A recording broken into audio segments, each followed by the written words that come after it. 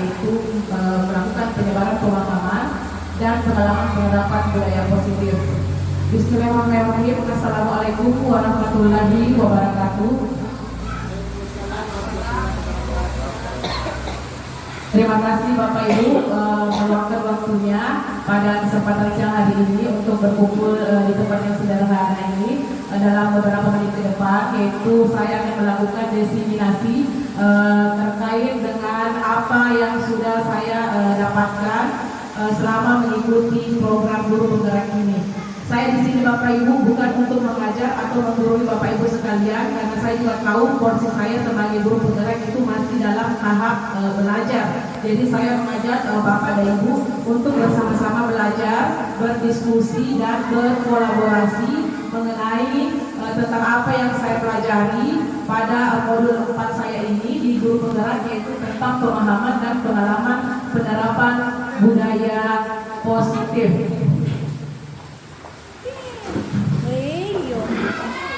Ya, sekali lagi saya mengajak Bapak Ibu untuk belajar bersama. Kita di sini untuk berkolaborasi, saling mendukung demi mewujudkan disiplin positif di sekolah kita tercinta ini, yaitu di SD Negeri 23 Biringeret.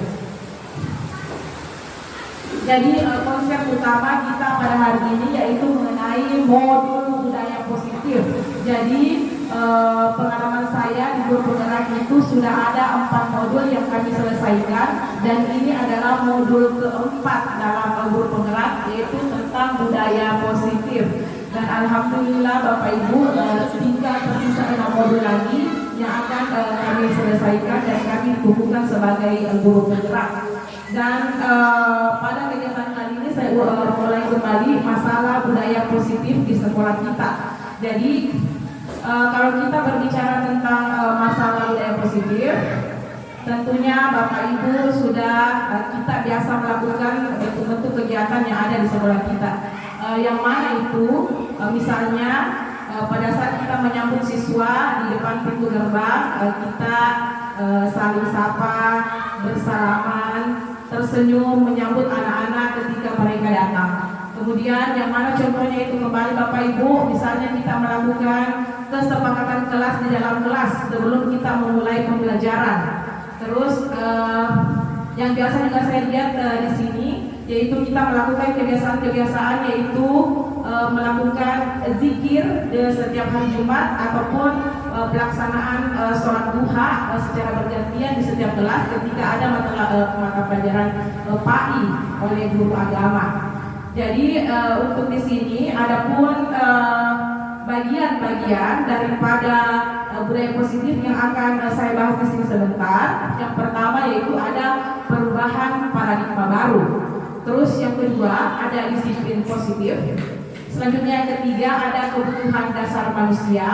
Yang keempat ada motivasi perilaku manusia. Yang kelima ada posisi kontrol manusia.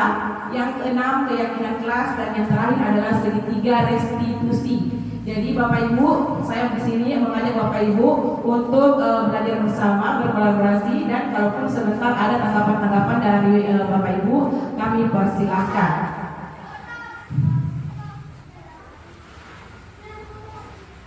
Baik, yang pertama yaitu tentang pembelajaran dengan paradigma baru. Pembelajaran dengan paradigma baru dirancang berdasarkan prinsip pembelajaran yang terdiferensiasi sehingga setiap siswa belajar sesuai dengan kebutuhan dan tahap perkembangannya untuk mewujudkan profil pelajar Pancasila. Jadi maksud dari pernyataan pembelajaran dengan paradigma baru di sini yaitu Bapak Ibu disuguhkan ketika belajar ketika kita mengajar di dalam kelas, Bapak Ibu bisa melakukan pembelajaran dengan pembelajaran berdiferensiasi, karena setiap siswa itu kebutuhan belajarnya berbeda-beda. Jadi pembelajaran berdiferensiasi itu jika kita melihat profil pelajar Pancasila itu bisa kita melakukan secara mandiri, kreatif, berpihak pada murid, ataupun kita bisa melakukan yang namanya reflektif. Ya, jadi tentunya Bapak Ibu sudah mengetahui apa-apa saja poin yang terdapat pada profil pelajar Pancasila Ya, yang pertama yaitu ada beriman dan bertakwa kepada Tuhan Yang Maha Esa dan berakhlak mulia, ada berkebinekaan global, bergotong royong, kreatif, bernalar kritis, dan mandiri. Tentunya yang kurikulum merdeka Bapak Ibu di sekolah kita sudah paham, dan yang sering melakukan P5 pada hari Sabtu tentunya juga mungkin sudah mengerti bagaimana pelaksanaan P5 yang kita lakukan di sekolah kita ini. Jadi kembali lagi Bapak Ibu ke pembelajaran terdiferensiasi. Jadi pembelajaran berdiferensiasi di sini saya tekankan lagi ada 3. Yang pertama yaitu pembelajaran berdiferensiasi, diferensiasi audio. Kemudian pembelajaran berdiferensiasi secara auditori dan kinestetik. Jadi kita bisa melakukan pembelajaran di dalam kelas dengan menggunakan 3 tadi itu bentuk-bentuk diferensiasi. Jadi misalnya ada anak-anak yang cepat paham ketika dia memang langsung dikasih pembelajaran tanpa misalnya diberikan bacaan dia pahami betul dulu.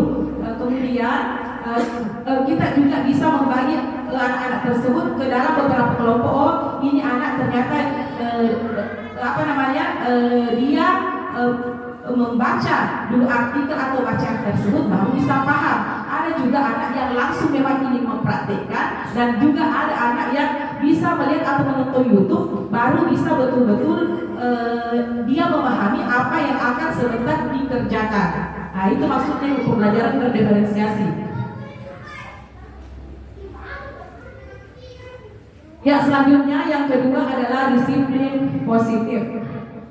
Dalam budaya kita, makna kata disiplin menjadi sesuatu yang dilakukan seseorang pada orang lain untuk mendapatkan kepatuhan. Kita cenderung menghubungkan kata disiplin dengan ketidaknyamanan. Sebagai pendidik, ciptakan anak-anak yang memiliki disiplin diri sehingga mereka bisa berperilaku dengan mengacu pada nilai-nilai kebajikan universal dan memiliki motivasi intrinsik bukan ekstrinsik. Disiplin positif merupakan salah satu cara penerapan disiplin yang bertujuan untuk menumbuhkan kesadaran serta memberdayakan anak untuk melakukan sesuatu tanpa sokongan, ancaman maupun hukuman. Jadi Bapak Ibu, maksud dari pernyataan tersebut yaitu terkait masalah disiplin-disiplinnya yang kita lakukan di sekolah kita ini, yaitu bagus kalau memang berasal dari dalam diri anak tersebut, bukan karena faktor dorongan dari luar, yaitu berupa dikasih sogokan atau semacam penghargaan, terus diancam ataupun diberi hukuman baru berbuat. Ya, jadi sebentar di sini kita akan menggali lebih dalam lagi tentang bagaimana itu penerapan disiplin positif yang baik untuk bisa kita terapkan. Ya, selanjutnya ada kebutuhan dasar manusia. Jadi kebutuhan dasar manusia itu ada 5 Bapak Ibu. Yang pertama yaitu bertahan hidup. Tentunya Bapak Ibu sudah tahu semua yang mana itu kebutuhan bertahan hidup, kebutuhan untuk makan, tidur, perumahan. Ya, kemudian ada kasih sayang dan rasa diterima. Kemudian ada penguasaan. Kemudian ada kebebasan dan ada kesenangan. Jadi kelima kebutuhan dasar ini sebentar ada kaitannya dengan bagaimana cara kita mendidik anak-anak kita di dalam kelas.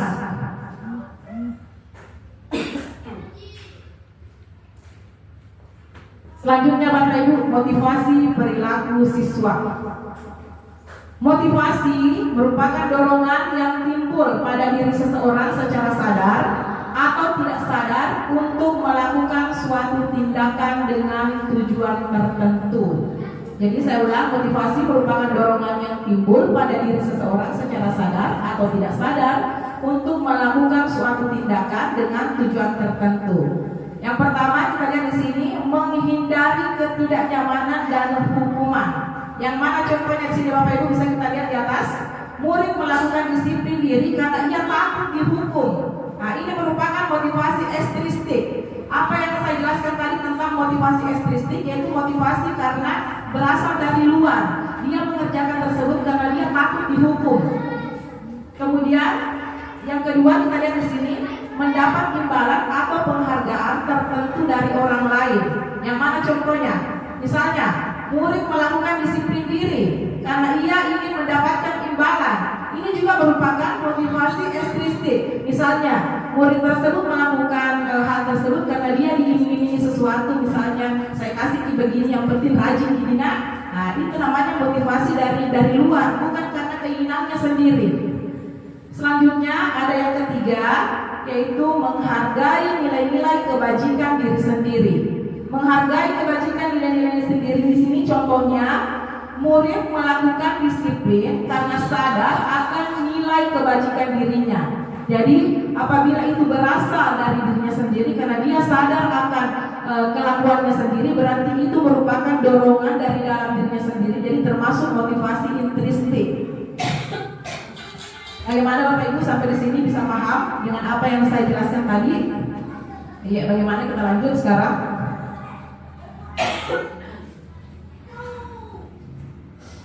Ya, jadi sekarang kita masuk pada konsep disiplin.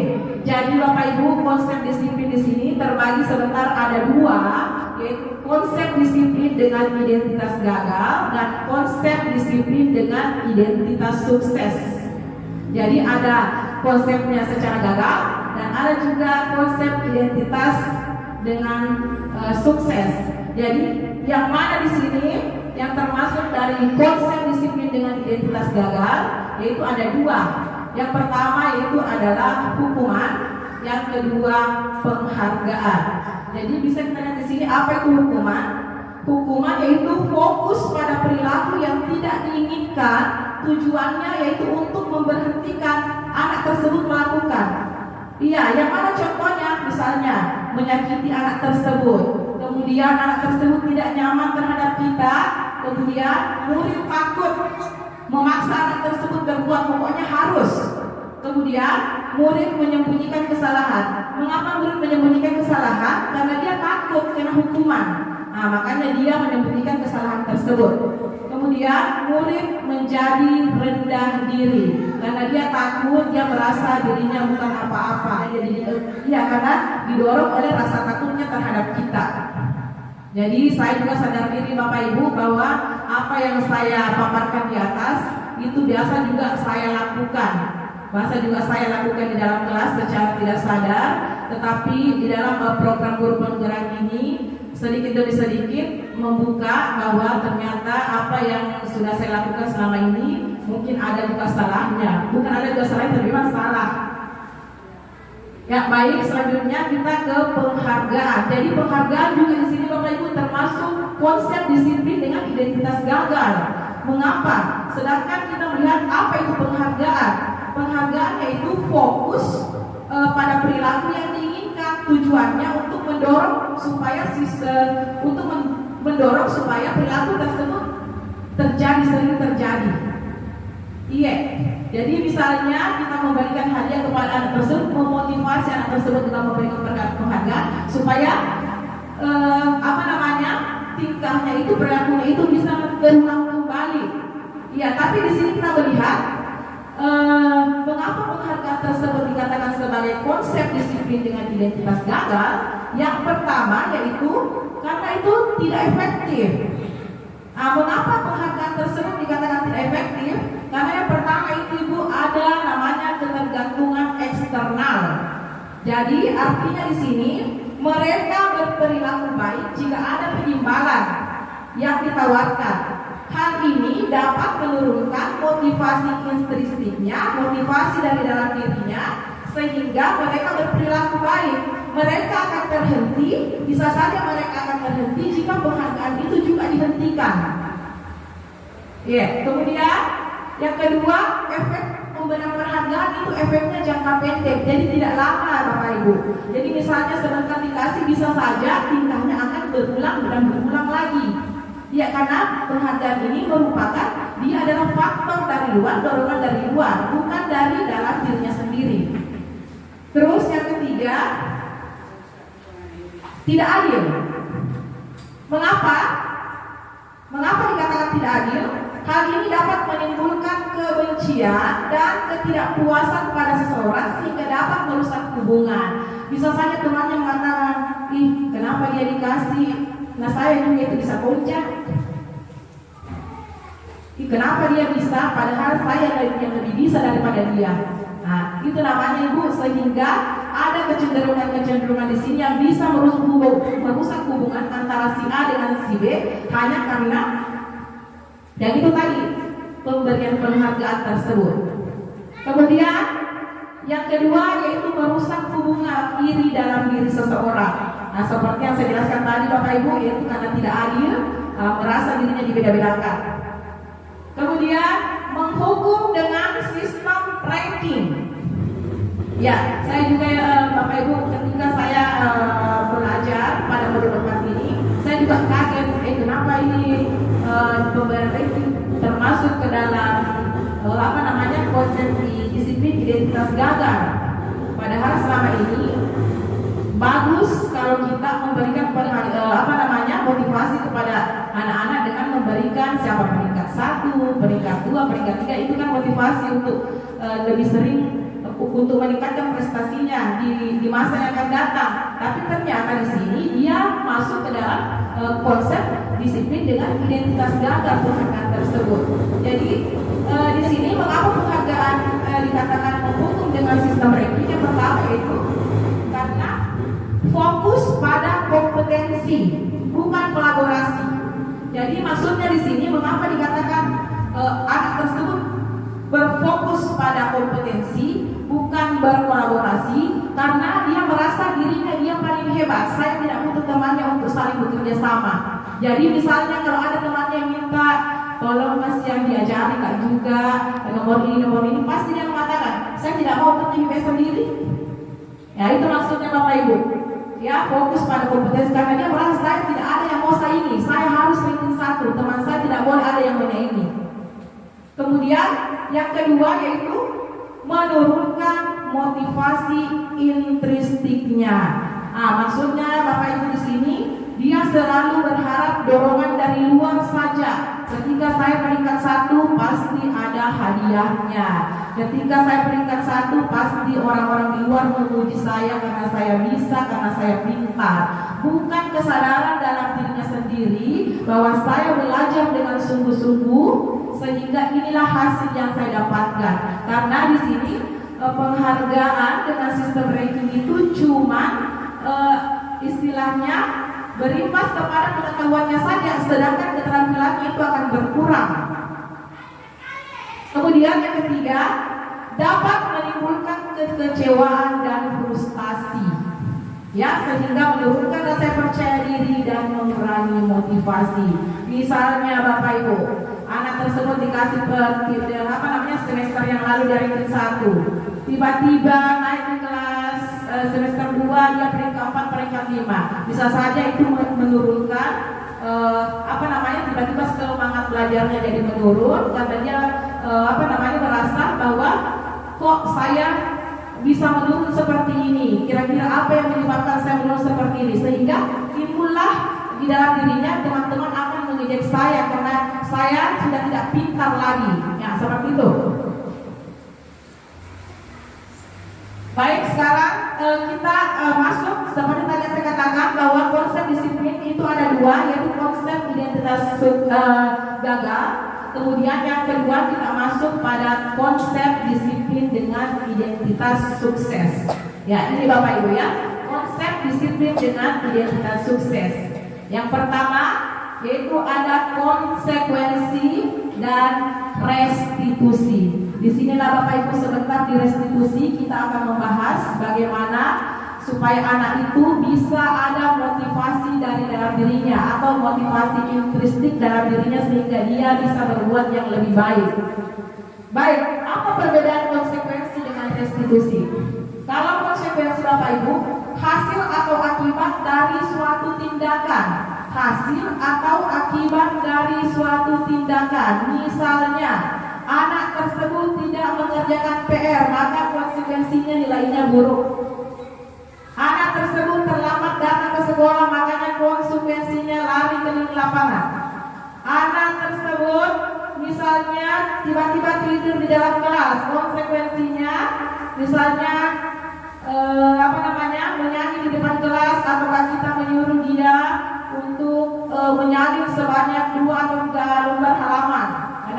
tidur. Nah, itu konsekuensinya Bapak Ibu. Sedangkan untuk restitusi, kalau restitusi di sini adalah tindakan mengembalikan sesuatu yang telah diambil atau dirugikan. Artinya di sini tindakan tersebut dikembalikan lagi Bapak Ibu. Misalnya si A merobek bukunya si B, maka di sini kita mengajar si A untuk bagaimana caranya dia bertanggung jawab untuk dapat memperbaiki atau mengembalikan buku temannya tadi.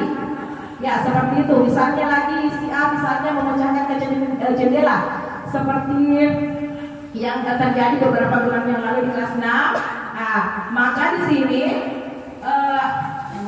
tindakan yang kami ambil yaitu mengajak siswa tersebut untuk bertanggung jawab dengan cara mengganti kaca jendela yang mereka pecahkan.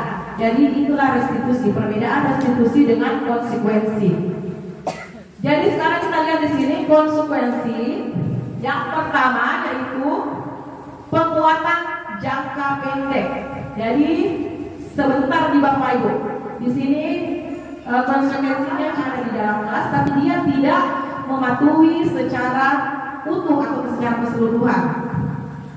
Kemudian kehilangan waktu untuk merenungi kesalahan. Lanjut kita di restitusi.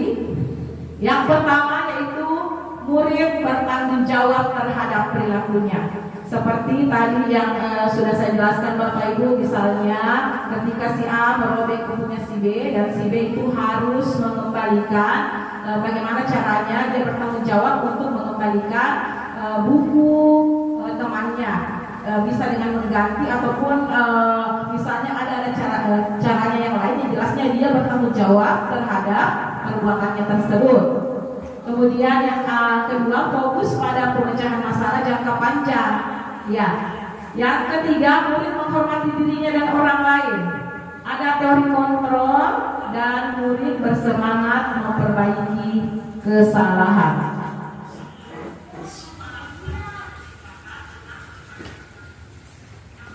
Baik, sekarang kita lanjut pada konsep disiplin pendekatan restitusi, yaitu sebuah cara menanamkan disiplin positif pada murid. Restitusi adalah proses menciptakan kondisi bagi murid untuk memperbaiki kesalahan mereka, sehingga mereka bisa kembali pada kelompok mereka dengan karakter yang lebih kuat. Ini menurut Bonson tahun 2004. Adapun ciri-ciri restitusi, yang pertama, bukan menebus kesalahan, namun belajar dari kesalahan. Jadi misalnya seperti tadi, contoh yang sudah saya kasih, ketika siswa tersebut merobek atau memecahkan kaca jendela dengan kita meminta untuk bertanggung jawab, bisa saja karena kita sudah memberikan arahan, membuat mereka belajar bertanggung jawab, dia bisa belajar dari kesalahan tersebut untuk lebih berhati-hati dan tidak mengulangi kesalahannya untuk seterusnya ke depan. Kemudian ini dapat memperbaiki hubungan, ya, jadi memperbaiki hubungan antara korban dengan si pelaku. Kemudian ini tawaran, bukan paksaan Bapak Ibu.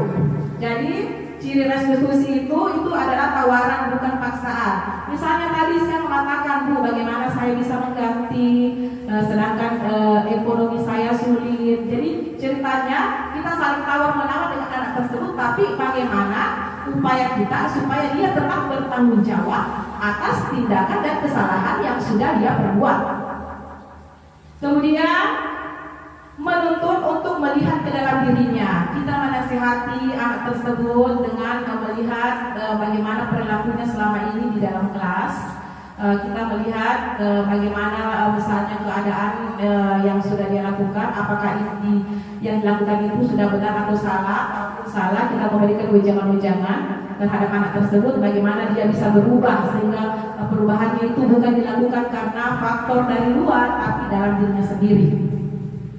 Kemudian fokus mencari kebutuhan dasar yang mendasari tindakan. Kemudian fokus pada karakter, bukan tindakan, dan menguatkan dan fokus pada solusi. Jadi kita memberikan penguatan terhadap anak atas masalah ataupun solusi yang telah dia lakukan. Sekarang Bapak Ibu kita melihat contoh kasus, ada contoh kasus di atas. Yang pertama yaitu contoh kasus siswa sering tidak mengerjakan PR. Kalau kita melihat perbedaan antara hukuman, konsekuensi dengan restitusi. Misalnya dari hukuman, guru menghukum siswa tersebut hormat bendera selama 10 menit. Nah, itu termasuk hukuman. Guru marah dan murid menjadi takut. Jadi itu termasuk hukuman. Sedangkan untuk konsekuensi, guru memberikan konsekuensi untuk mengerjakan PR-nya saat istirahat sebanyak 3 kali lipat. Kemudian guru tega dan siswa menghormati peraturan. Jadi kalau saya melihat di sini antara hukuman dengan konsekuensi itu perbedaannya itu cuma sedikit Bapak Ibu, ya hampir sama. Dan sekarang untuk restitusi, kita melihat di sini contoh restitusi. Guru menanyakan keyakinan kelas atau membantu siswa menyelesaikan masalahnya. Jadi kita menanyakan keyakinan kelas yang sudah kita buat kepada siswa dan kita dapat membantu menyelesaikan masalahnya. Karena setiap anak itu mempunyai permasalahan yang berbeda-beda. Kemudian di sini kita sebagai guru harus terbuka dan siswa menghormati dirinya dan orang lain. Ya, lanjut. Ada 5 posisi kontrol restitusi. Jadi ada 5 posisi kontrol restitusi. Yang pertama yaitu penghukum. Yang kedua, pembuat rasa bersalah. Yang ketiga, kita sebagai teman. Yang keempat, kita guru sebagai pemantau. Dan yang kelima, kita guru sebagai manajer. Kira-kira di antara kelima ini, mudah-mudahan kita semua berada di posisi kelima. Oke Bapak Ibu, sekarang mari kita lanjut. Contoh penerapan 5 posisi kontrol. Kasusnya misalnya kita ambil contoh kasus. Siswa tidak memakai atribut lengkap saat upacara bendera. Sekarang kita lihat di sini bagaimana penerapan 5 posisi kontrol tersebut. Yang pertama yaitu penghukum. Patuhi aturan sekolah, lalu berdiri di depan barisan, atau kita suruh dia hormat ataukah Bapak Ibu kita kasih lari-lari. Nah, itu contohnya. Misalnya yang kedua, pembuat rasa bersalah. Di sini contohnya, berapa kali ibu guru harus memberitahu kamu? Ibu guru kecewa sama kamu. Mungkin dengan perkataan kita seperti ini, anak-anak akan merasa kecewa, merasa dirinya rendah, tiba-tiba dia bersedih, atau biasa tiba-tiba kita melihat anak-anak kita di dalam kelas melamun. Mungkin sudah ada masalahnya dari rumah, kita tambah lagi dengan masalah yang ada dengan memberikan tadi itu kata-kata seperti itu. Kemudian yang ketiga itu seolah-olah sebagai teman, supaya dia juga mungkin senang sama kita, Bapak Ibu. Kemudian yang keempat, ada posisi kontrol sebagai pemantau. Nah, yang mana contohnya? Kamu sudah melanggar. Apa peraturan dan konsekuensinya? Tentunya Bapak Ibu paham tentang posisi pemantau di sini. Karena saya sendiri di antara 5 posisi kontrol itu barangkali sudah semua saya lalui, Bapak Ibu. Kemudian yang terakhir, ada posisi sebagai manajer. Apakah kamu tahu kesalahanmu? Kira-kira bagaimana kamu? Mengapa keyakinan kelas? Mengapa tidak peraturan kelas saja? Saya ulang, mengapa harus keyakinan kelas Bapak Ibu? Mengapa kita tidak melakukan peraturan kelas saja? Sekarang ada pertanyaan pemantik. Ada 2 pertanyaan pemantik di bawahnya. Yang pertama, mengapa kita memiliki peraturan tentang penggunaan helm pada saat mengendarai roda 2 atau motor? Tentu jawabannya Bapak Ibu untuk keselamatan kita berkendara. Dan ketika terjadi benturan di jalan raya, helm itu dapat menjadi penyelamat untuk kepala kita supaya tidak langsung kena, ya. Kemudian pertanyaan pemantik yang kedua, mengapa kita memiliki peraturan tentang penggunaan masker dan mencuci tangan setiap saat? Ya, maksudnya di sini tentunya Bapak Ibu sudah tahu jawabannya seperti apa ya, demi menjaga kesehatan agar terhindar dari penyakit dan sebagainya. Ya. Selanjutnya kita melihat di sini bagaimana pembentukan keyakinan kelas. Jadi ada langkah-langkah Bapak Ibu bagaimana caranya kita membentuk keyakinan kelas di dalam kelas kita ataupun di sekolah. Yang pertama yaitu lebih abstrak. Maksudnya di sini kita membuat keyakinan kelas di sini harus melibatkan semua pihak sekolah atau pihak di dalam kelas. Jadi bukan cuma ibu guru saja, nggak seperti ini ya, tanggung jawab ya, disiplin ya. Jadi bukan kita ceritanya satu pihak saja yang harus berbuat, tapi kita melibatkan seluruh peserta yang ada di sekolah ataupun yang ada di dalam kelas. Kemudian buat berupa pernyataan yang universal. Jadi pernyataan di sini yang dibuat itu tidak bertele-tele Bapak Ibu. Misalnya keyakinan kelas kita misalnya disiplin. Cukup sampai di situ saja. Jangan lagi mengatakan di situ tidak boleh jalan-jalan. Ya. Jadi itu maksudnya. Kemudian sedikit saja agar mudah diingat. Nah, seperti tadi sama dengan pernyataan universal misalnya tanggung jawab. Nah, jadi di sini kita membuat keyakinan kelas bukan misalnya tidak boleh keluar pada saat jam belajar, tidak boleh makan pada saat belajar. Jadi kita membuat pernyataan yang mudah, ringan supaya mudah diingat. Contohnya tadi seperti apa? Disiplin, saling menghormati, bertanggung jawab, ya seperti itu. Kemudian sesuai dengan kondisi kelas atau sekolah agar mudah diterapkan. Jadi ketika kita membuat keyakinan kelas, sesuaikanlah dengan apa yang ada di dalam kelas Bapak Ibu. Jadi membuat yang di luar batas. Misalnya apa ya? Kira-kira apa Bapak Ibu? Keyakinan kelas misalnya yang cocok untuk di dalam kelas tak? Disiplin masuk? Iya. Kemudian saling menghormati. Apalagi Bapak Ibu? Saling menghormati, disiplin, tanggung jawab, menghargai pendapat. Iya, menghargai pendapat. Nah, seperti itu. Jadi ceritanya ringkas, jelas dan padat. Kemudian yang keenam, semua warga sekolah dilibatkan saat membuat. Nah, itu tadi kita meminta pendapatnya semua siswa dalam kelas. Misalnya si A, si B, si C, ada yang tulis di situ tidak boleh jalan-jalan, si B misalnya tidak boleh keluar, si C misalnya tidak boleh makan. Nah, kita ramu di situ menjadi satu pernyataan yang universal. Misalnya dari yang anak-anak katakan tidak boleh jalan, tidak boleh makan, itu bisa satu kata dikonsep menjadi disiplin. Nah, disiplin. Misalnya tidak boleh mengejek teman. Kemudian apa lagi? Tidak boleh berbicara pada saat ibu guru menjelaskan. Nah, kita bisa satukan itu menjadi saling menghormati. Nah, seperti itu Bapak Ibu. Kemudian inilah segitiga restitusi. Segitiga restitusi Bapak Ibu di sini ada 3. Kenapa dikatakan segitiga restitusi? Karena gambar di atas berbentuk segitiga. Yang pertama yaitu ada menstabilkan identitas. Di sini yang dimaksud dengan menstabilkan identitas, kita semua akan melakukan hal terbaik yang bisa kita lakukan. Misalnya di sini menstabilkan identitas. Yang pertama itu setiap orang pasti mempunyai kesalahan. Jadi setiap orang itu pasti mempunyai kesalahan. Dan bagaimana cara kita mengajak anak-anak tersebut untuk bagaimana dia bisa merubah kesalahannya. Kemudian kamu bukan satu-satunya orang yang pernah melakukan hal tersebut.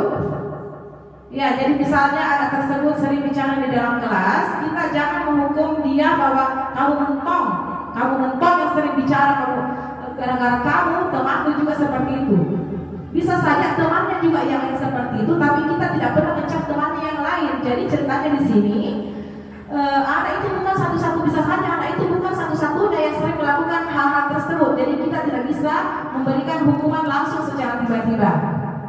Kemudian yang kedua yaitu adalah validasi tindakan yang salah. Validasi tindakan yang salah di sini yaitu semua perilaku memiliki alasan.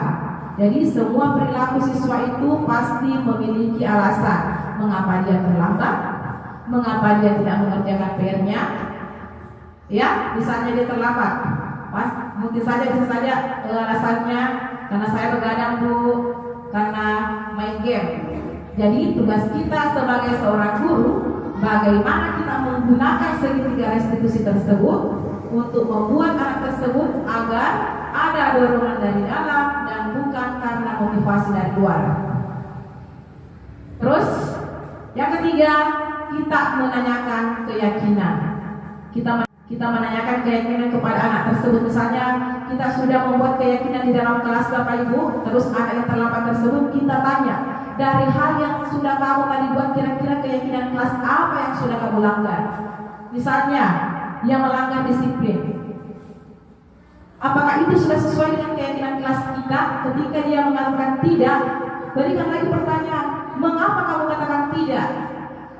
Dari setiap pertanyaan dan jawaban yang dia utarakan, maka kita memberikan wejangan atau nasihat agar dia bisa berbuat yang lebih baik lagi ke depannya dan tidak mengulangi lagi kesalahan yang sama. Jadi ceritanya kita mendorong motivasi intrinstiknya, ya, bukan dengan memberikan iming-imingan berupa hukuman ataupun memberikan sesuatu imbalan ataupun ancaman.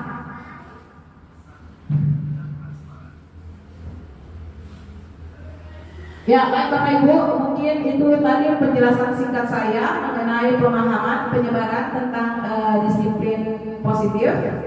Dan kalaupun ada tanggapan dari teman-teman, ya, kami persilahkan terhadap apa yang sudah saya paparkan tadi. Kepada teman, kami persilahkan kalau ada yang mau menanggapi.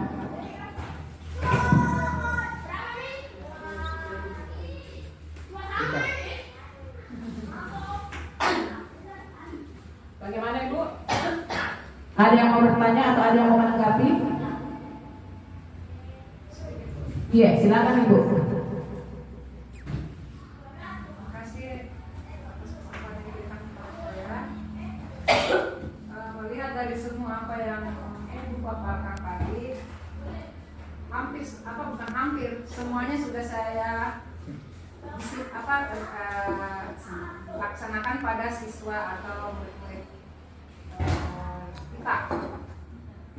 Ya, baik disiplin yang gagal maupun yang sukses. Namun ada yang saya mau tanyakan di situ, yaitu contoh kasus siswa sering tidak mengerjakan PR.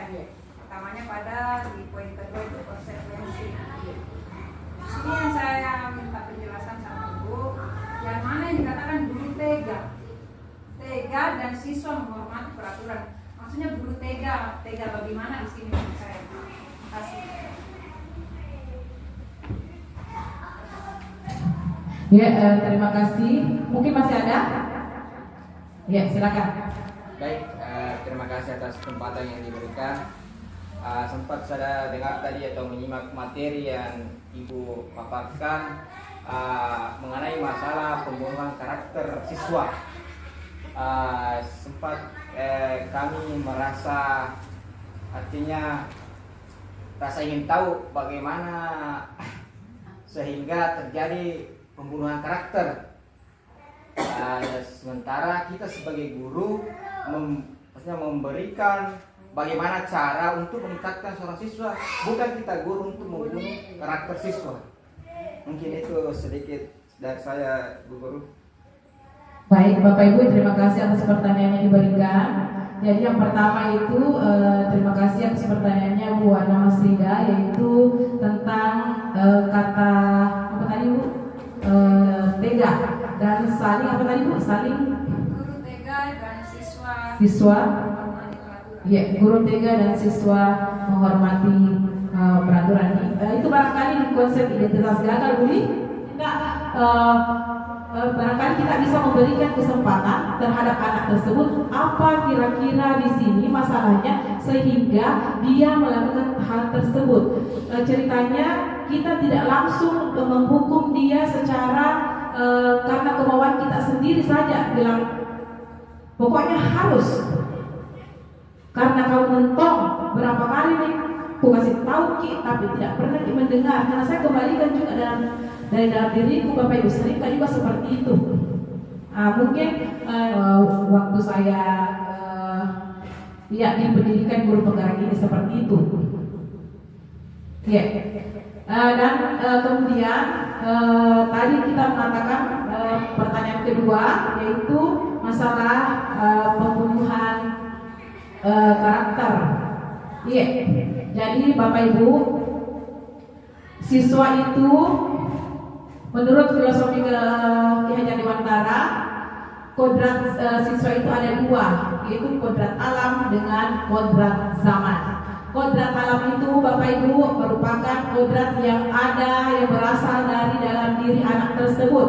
Misalnya kita tidak bisa menyamakan anak tersebut bilang harus mentoki, kita semua harus seperti ini, karena anak-anak itu berbeda setiap karakternya Ibu. Ada yang aktif, ada yang proaktif memang, ada yang tidak terlalu, ada yang sabar. Jadi maksud dari pembunuhan karakter di sini misalnya anak yang dikategorikan selalu kita mengatakan bahwa dia nakal, belum tentu dia nakal Bapak Ibu. Dari sifatnya yang nakal tersebut bisa saja dia memunculkan di sini ceritanya ada kelebihan-kelebihan tersendirinya. Ada kelebihan-kelebihan tersendirinya.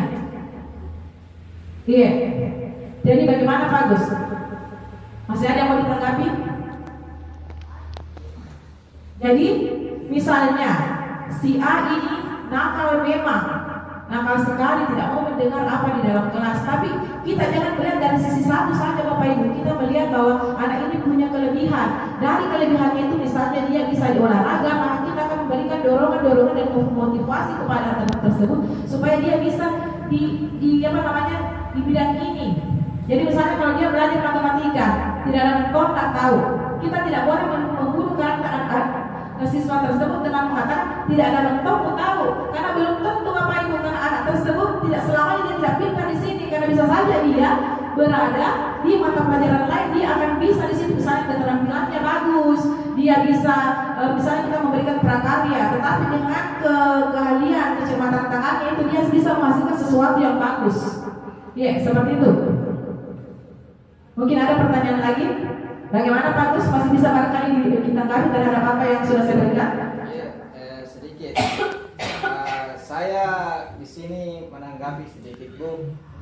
Melihat situasi dalam kelas masalah pendidikan atau mutu pendidikan, memang anak-anak berbeda karakternya. Tapi bagaimana kita seorang guru memberikan suatu penghargaan supaya anak ini terjadi namanya perkembangan secara intelektual. Artinya di sini anak-anak kita setiap kita hadapi, pasti seorang guru tahulah apa yang harus kita berikan supaya anak ini adalah masalah persaingannya dengan temannya. Jangan cuma ditutup saja sampainya itu. Mungkin harus tahu semua karena Baik, terima kasih. Saya paham terhadap apa yang kita tanyakan tadi. Makanya Bapak Ibu perlu adanya kolaborasi di dalam kelas. Jadi sedikit saya tadi garis bawahi terhadap apa yang Bapak katakan, yaitu bersaing di dalam kelas. Saya kira saya tidak setuju dengan apa yang yang Bapak katakan di sini, karena kita mengajar anak-anak dalam kelas itu untuk tidak saling bersaing. Kita mengajar mereka untuk saling berkolaborasi sesuai dengan konsep itu di profil pelajar Pancasila. Kita mengajar mereka gotong royong, kita belajar mereka untuk mandiri di sini ceritanya bukan bilang untuk dirinya sendiri, maksudnya dia berusaha untuk mencari motivasi secara mandiri. Misalnya dia belajar bagaimana dia caranya belajar, mencari referensi dari YouTube, jadi seperti itu. Jadi kalau Bapak mengatakan untuk persaingan, saya rasa mohon maaf Pak, karena kami di sini mengajar siswa untuk berkolaborasi, bekerja sama di dalam kelas supaya tercipta ini yang namanya profil pelajar Pancasila. Kita harus selalu berpihak kepada murid. Kita harus selalu menerima apa yang murid inginkan. Kita tidak boleh misalnya kita memberikan pelajaran bahwa kamu harus seperti ini. Kita juga harus mendengarkan apa yang murid inginkan, apa yang mereka mau. Misalnya kita memberikan siswa misalnya contohnya buat kesimpulan terhadap pelajaran apa yang tadi sudah saya berikan. Jadi tidak semua siswa Bapak Ibu mungkin ada ya, tidak mau saya menulis deh, capek orang. Nah, bisa saja ada juga siswa, apa nih lebih suka nih kurasa saya kalau langsung diutarakan langsung. Jadi makanya kita harus mendengarkan apa keluhan dari siswa, itulah makanya kita harus berpihak kepada murid. Ya, kita bisa memberikan tadi itu misalnya kita suruh dia membuat PR ataukah membuat kesimpulan. Kita bisa melihat berbagai macam-macam model pekerjaannya siswa. Terserah Dina mau menulis ataukah yang lain yang bisa menyimpulkan secara langsung di depannya ibu guru boleh. Atau juga bisa yang bisa menggambar boleh menyimpulkan dalam bentuk gambar seperti itu. Bagaimana Pak Gus, masih ada yang mau ditanggapi? Ya, kalau sudah tidak ada, baik Bapak Ibu, terima kasih untuk kesediaan waktunya untuk hari ini. Mudah-mudahan Bapak Ibu guru hebat untuk kedepannya kita menjadi guru yang baik, yang dapat diandalkan dan dapat dicintai oleh siswa-siswa kita tercinta. Terima kasih Bapak Ibu, salam dan bahagia. Assalamualaikum warahmatullahi wabarakatuh.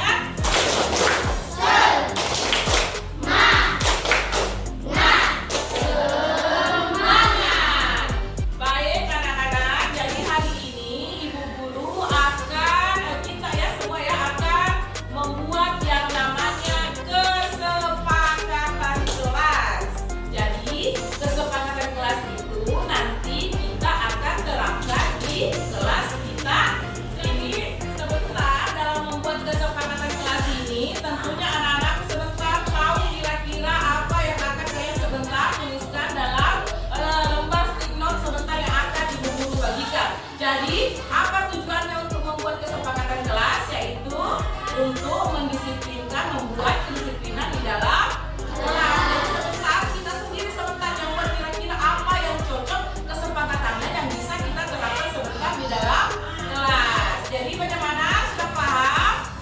Ya, kita setuju ya untuk membuat kesepakatan kelas hari ini ya.